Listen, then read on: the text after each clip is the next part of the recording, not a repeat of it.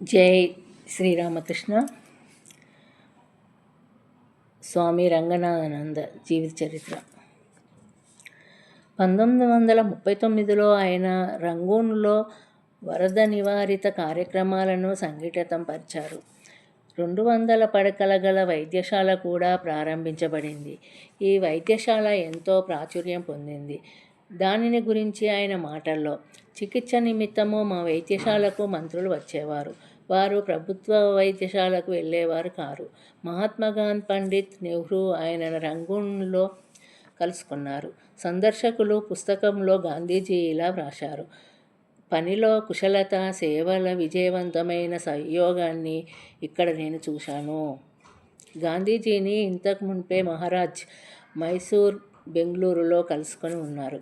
రెండవ ప్రపంచ యుద్ధ కాలంలో 1942 జపాన్, బర్మా, ప్రస్తుత మయన్మార్ మీద బాంబులు ప్రయోగించినప్పుడు మిషన్ కేంద్రం మూసివేయవలసి వచ్చింది. సౌకర్యవంతమైన ప్రత్యామ్నాయ మార్గాలు అందుబాటులో ఉన్నప్పటికీ వేలాది కాందిశీకుల వలసపోతున్న సాహసోపేతమైన భూమార్గాన్ని ఎంచుకొని వారితో పాటు మహారాజ్ ఢాకాకు తిరిగి వచ్చారు. ఢాకా చేరిన కొద్ది రోజులలో మైసూరులో ఉన్న ఒక మిత్రునికి రాసిన లేఖలోని దీనిని గురించిన 1-2 వివరాలు పరికిస్తే ఆయన మొక్కువోని సాహసం, సేవలు స్ఫూర్తి తేటతెల్లమవుతాయి. 1942 ఫిబ్రవరి 22వ తేదీ మేము మధ్య బర్మాలోని ప్రోమేను వదిలిపెట్టాము. ఐరావతి నదికి ఆవలి వైపున ఉన్న పాడుంగ్ గ్రామం వద్ద ఎడ్లబండ్లు లభించని కారణంగా ఒకరోజు ఆగిపోవలసి వచ్చింది. ఇక్కడి నుండి ఇల్లు వాకిలి లేని దేశదిమ్మరి జీవితము ప్రారంభమైంది. పాడుంగ్ వదిలిపెట్టి తుంగుకు బయలుదేరాము. నిర్జల పర్వత ప్రాంత మార్గం గుండా దాదాపు 100 మైళ్ళు సాగిన ఈ ప్రయాణము 5.5 రోజులు పట్టింది. నానా రకాల కష్టనష్టాలను సహిస్తూ పేద, ధనిక, స్త్రీ, పురుష, శిశువులతో సహా వందలాది మంది కాందిశీకులు మాతో పాటు ముందుకు వచ్చారు.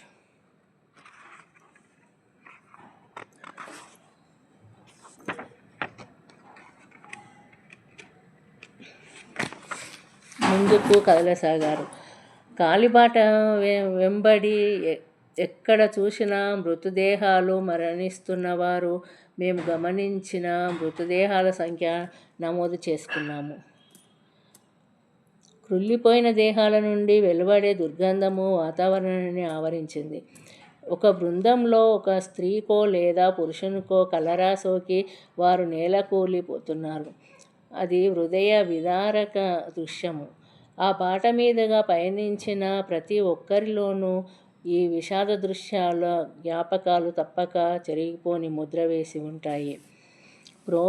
ప్రోమేలోని ఒక బౌద్ధ విహారంలో అందము పై మెరిగే అని ప్రదర్శించి చూపే చిత్రపటాల సూక్తిని నేను చూశాను. ఆ చిత్రపటాలను అధ్యయనం చేసి అవి వెలబుచ్చే వాస్తవానికి పలువురు ప్రభావితులు అవుతుంటారని నేను అనుకోను. కానీ కృళ్ళిపోయిన విభిన్న దశల్లో ఇక్కడ పడి ఉన్న వందలాది మృతదేహాలు జీవిస్తున్న వారి అసలు సిగలు రంగు, మరణిస్తున్న వారి దేహాలపై కప్పబడిన వస్త్రాలు, పై సూక్తిలోని యథార్థం ప్రతి ఒక్కరి మనస్సులోనూ హృదయంలోనూ సూటిగా నాటుకొని పోయి ఉంటుందనటము నిర్వివాదాంశము. జై శ్రీరామకృష్ణ.